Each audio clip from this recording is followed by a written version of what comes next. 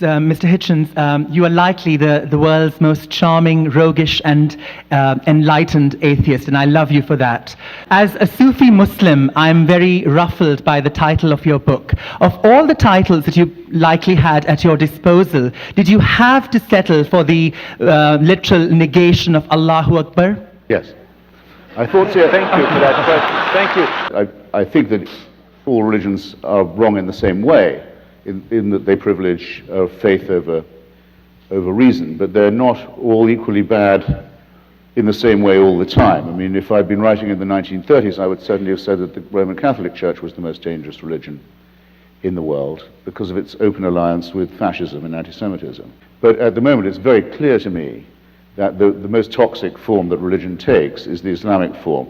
The horrible idea of wanting to end up with Sharia, and that the best means of getting there is jihad, holy war, and that Muslims have a special right to feel aggrieved enough to demand this, I think is an absolute obscene wickedness, and I think their religion is nonsense.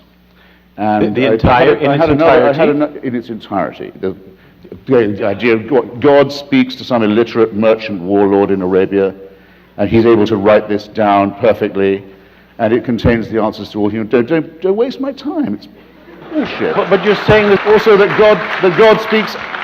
The Archangel Gabriel speaks only Arabic, it seems. Remember, Islam makes one special claim for itself. All religions claim to be revealed truth. They all are founded by divine revelation. But Islam rather dangerously says, ours is the last and final one. There can't be any more after this. This is God's last word. Now that's straight away a temptation to violence and intolerance, and if you note, it's a temptation they seem quite willing to fall for. Rabbi, second, I had another motive, which is this. If you remember Dick Gregory, great black comedian and civil rights activist, when he came to write his memoir, he called it nigger. Right. It upset a lot of people, including his old mum, who called him and said, why are you doing this? And he says, Mama, every time you hear that word again, they're selling my book. So every Allahu Akbar reminds people that we're in a very serious struggle with a very depraved religion.